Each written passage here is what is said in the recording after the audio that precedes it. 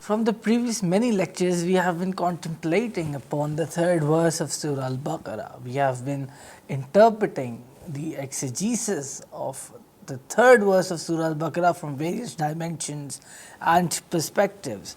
And the verse, we have been considering that from a number of perspectives, which is that Allah Tabarak wa Ta'ala states in the third verse of Surah Al Baqarah, الَّذِينَ يُؤْمِنُونَ بِالْغَيْبِ وَيُقِيمُونَ الصَّلَاةَ وَمِمَّا رَزَقْنَاهُمْ يُنْفِقُونَ, who believe in the unseen and establish prayer and spend in our path out of what we have provided them.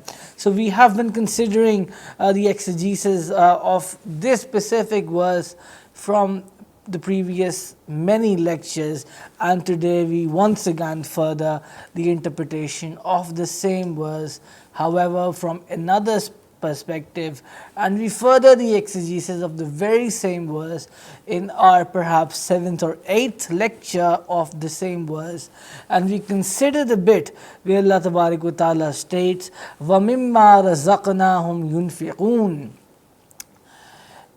and spend in our path out of what we have provided them.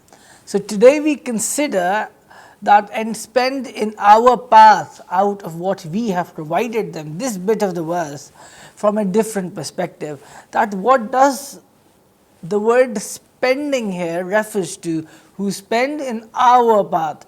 What does the word spending means here? What are the circumstances, and how can a person spend in the way, in the path of Allah Tabarak wa Ta'ala? What are the benefits associated? What are the positive implications and the benefits and advantages of spending in the way of Allah Tabarak wa Ta'ala? Does it mean normal spending, or does it in fact on the other hand refer to the obligatory act of zakat, paying zakat, or else does it refer to spending on one's family members, one's friends, acquaintances, relatives, loved ones? So this is the interpretation, and this is the direction that we will observe and maintain and try to maintain today. And we will also look at this blessed verse of the Holy Quran from the lens that whether spending means that whatever God, whatever Allah Tabarak wa Ta'ala has provided to someone, should saving be done as well, or should the person spend his entire wealth in the way of Allah Tabarak wa Ta'ala? So we consider this aspect as well, and why, that will be established later on. Hazrat Ibn Abbas radiyallahu ta'ala anhu states that spending in this blessed verse of the Holy Quran means that a person pays zakat of his wealth, of what Allah Tabarak wa Ta'ala has provided him. However, there is another view as well. Hazrat Ibn Masud radiyallahu ta'ala anhu, he states something else. He says that no, the view he takes is something else. He says that in this blessed verse of the Holy Quran, the word spending means that they spend on their family members, on their wife, on their children, on their relatives, friends, etc. So where on the one hand Hazrat Ibn Abbas radiyallahu ta'ala anhu is of the view that spending in this verse refers to the obligatory act of zakat, Hazrat Ibn Masud radiyallahu ta'ala anhu on the other hand is of the view that no, in this blessed verse of the Holy Quran, spending does not refer to zakat, but what it refers to is paying and spending on your family members, on your wife, on your children, your relatives, your friends. So these are different views that have been observed. So now with respect to the blessed verse of the Holy Quran, scholars and exegetes of Islam maintain, and they say that it is better that whatever Allah Tabarak wa Ta'ala has given to man, whether zahir or whether batin, whether outward or whether inward, whether apparent or not, the blessings that He has blessed a person with, Allah Tabarak wa Ta'ala. So this means that whatever blessings He has blessed a person with, the pious and righteous are the ones who help the needy, and the ones who need help by spending on them from their wealth. So they use their wealth for better means. They use their wealth in providing aid to the needy, help to the needy. They support financially, in particular, they provide financial support to the needy. So this is one perspective and one view, a common view that has been held by the exegetes of the Holy Quran. So not only should the outward meaning be considered, the inward meaning should also be contemplated upon. That is a considerable aspect to take account of. So the scholars of Islam say that it is not solely a matter of spending your wealth on the needy, but also on your family members, your friends, your relatives, your acquaintances, and helping does not mean that you help them with your wealth only, but you can also help them with your tongue, your hands, your feet. Is that not help? There is a person who is blind and he needs to cross the road. Will your wealth help him, or will your assistance help that person cross the road? It will be your assistance that will help that blind person cross the road. So this is one way through which a person can help. So by this we understand that a person cannot help someone only and solely by means of financial support, but his hands, his feet, and all other aspects, in particular his hands, his feet, his words, they can help a person. They can help a person. So Amr bil Maruf or Nahi al Munkar, which is preventing vice and promoting virtue. I would again reiterate that there is a blind person and he needs to cross the road. So you will need to provide physical help to that person, assistance to that person to help him cross the road. So this is also an example of piety of the righteous ones. The ones who will only observe and conform to the literal interpretation. On the other hand, they shall say that no, only with your wealth shall you help the other person. Now such an interpretation is not very broad. It is very narrow in nature, and what we contend and propose is that the interpretation be broad, that helping, spending in the way of Allah does not only accommodate and solely accommodate, it does not only accommodate financial means that you spend from your wealth, but it also means helping the needy with your words, with your tongue, with your hands, your feet. That is all accommodated in this word, spending, as per several exegetion scholars of Islam. Now, for instance, giving the right advice to someone is also sadqa jariyah. Now, Allama Khafaji writes that Hafiz ibn Sakr in his history and Imam Tibrani in Mujam al-Awsat famously narrates that Hazrat Ibn Umar, may Allah be pleased with him, said that the knowledge which is acquired but is not shared with others is like that treasure which is not used, which is not brought to use, which is kept safe until a person dies one day, which is kept safe until it rots, and the person eventually dies. He does not make use of it, he does not uses it, and when he dies, the people will come over and they will steal his treasure and they will take it away from him. So Imam Hazrat Ibn Umar radiallahu ta'ala states that the knowledge which is not shared is like that, is like the treasure which is not used. Now is it possible that one spends his entire wealth in the way of Allah Tabarak wa Ta'ala? Is that possible? And moreover, if it is possible, then does the Islamic jurisprudence Sharia permits the person to spend his entire wealth in the way of Allah Tabarak wa Ta'ala? Now the issue here is that a person who cannot be patient on poverty and distress for him it is not permitted that he spends his entire wealth in the way of Allah Tabarak wa Ta'ala. And on the other hand, the person who has nothing, yet he is patient and he is content with whatever Allah Tabarak wa Ta'ala has provided him, then for him it is permitted, as per the scholars of Islam, that he may spend his entire wealth in the way of Allah Tabarak wa Ta'ala if he so wishes.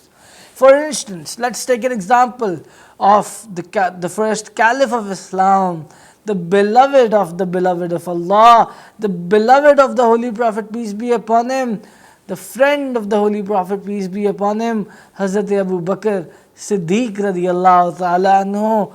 Hazrat Abu Bakr Siddiq radiyallahu ta'ala anhu, who did not leave even a single needle behind, and he humbly presented his entire wealth before and in the court of the noble messenger, peace be upon him.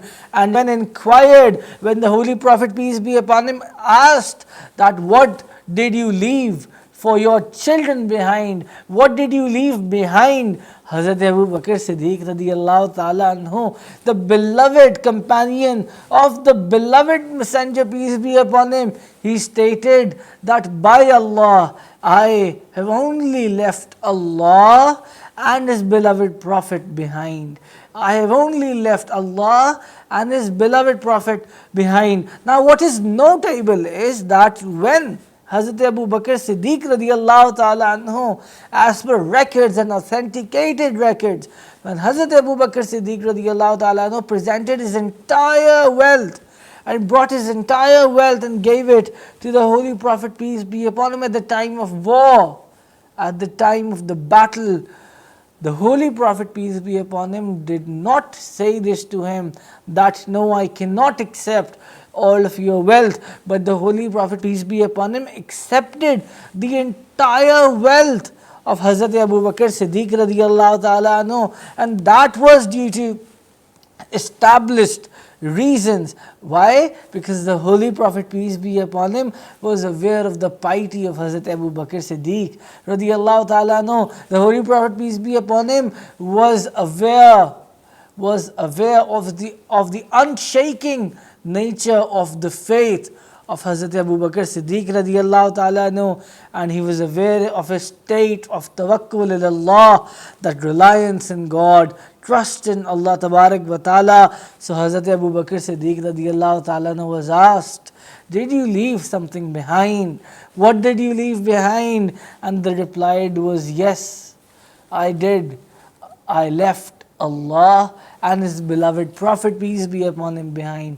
Such are the beloved companions of the Holy Prophet, peace be upon him, that when it comes to their beloved, they don't think about anything. All they think about is their beloved. All they think about is the Holy Prophet, peace be upon him. And for the sake of the Holy Prophet, peace be upon him, and for the sake of the sanctity of the religion Islam, they can sacrifice everything and anything whatsoever. These are the lovers of the beloved Prophet, peace be upon him. These are the beloved lovers of the Holy Prophet, peace be upon him. Now it was said to Hassan bin Sahal, there is no good in extravagance. Now listen to the words of a saint of Allah. It was said to him that there is no good in extravagance. And he replied, but in good there is no extravagance. But in good there is no extravagance. So Hazrat Abu Bakr Siddiq radiyallahu ta'ala anhu, he gave away his entire wealth for the sake of Islam and for the Holy Prophet, peace be upon him. It was the time of battle, and this way it was again an example put forward, an exemplary position taken by the beloved companion of the Holy Prophet, peace be upon him. Now Imam Fakhruddin Razi writes in Tafsir Kabir that Shaqiq bin Ibrahim Balkhi went to Hazrat Abdullah bin Mubarak in disguise. He went to Hazrat Abdullah bin Mubarak radiyallahu ta'ala anhu in disguise. And Hazrat Abdullah bin Mubarak then inquired from him, from where do you come? He replied, Hazrat Ibrahim, Shaqiq bin Ibrahim Balkhi, he replied, when asked that where do you come from, he replied, I come from Balkh, but he was in disguise. He was in disguise, he was hidden. He said, oh, Hazrat Abdullah bin Mubarak said, oh, so since you have come from Balkh, do you then happen to know of Shaqiq bin Ibrahim Balkhi? Now, Hazrat Abdullah bin Mubarak was asking this question from the person who was in disguise. And the saint in disguise was himself, Hazrat Shaqiq bin Ibrahim Balkhi. So he replied, yes, I do know of that person. I do know about Ibrahim, Shaqiq bin Ibrahim Balkhi. Then Hazrat Abdullah bin Mubarak inquired from him, what is the way of his followers? What is the way of his followers, his murideen? Shaqiq bin Ibrahim Balkhi said that when they do not get something, they are patient. But when they get something, they thank Allah Tabarak wa Ta'ala. This is the way of the followers of Shaqiq bin Ibrahim Balkhi. After hearing this response, Hazrat Abdullah bin Mubarak, a very famous and renowned saint of a high rank of his time, Hazrat Abdullah bin Mubarak then in response to that said, such an act where we live is even practiced by the dogs. Such an act where we live is even practiced by the dogs, that when they do not have something, they are patient. But once they are given something, they thank Allah Tabarak wa Ta'ala. So this is the practice of dogs. When Hazrat Shaqiq bin Ibrahim Balkhi said that this is the manner and this is the practice of the murideen there in Balkh, that when they do not have something, they are patient, but when they get something, they thank Allah. In response to that, Hazrat Abdullah bin Mubarak said, well, in that case, where this is the practice of his murideen in Balkh, this is the practice of our dogs here, that when they do not get something, they are patient, they observe patience, but once they get something, they thank Allah Tabarak wa Ta'ala. Now in utter astonishment and amazement, Shaqiq bin Ibrahim Balkhi, who was not forgetting, who was in disguise, he then said that if this is the matter, that such is the practice of your dogs here, that when they do not get something they are patient, and when they get something they thank Allah, then what is the practice of the pious ones here? Then what is the practice of your followers here? Hazrat Abdullah bin Mubarak radiyallahu ta'ala, he then replied, he said that the practice of the pious ones, the Kamileen, is that when they do not get something, they still thank Allah, and when they get something, they distribute it amongst the others. When they do not get something, they still thank Allah, and once they get something, they distribute it amongst the others.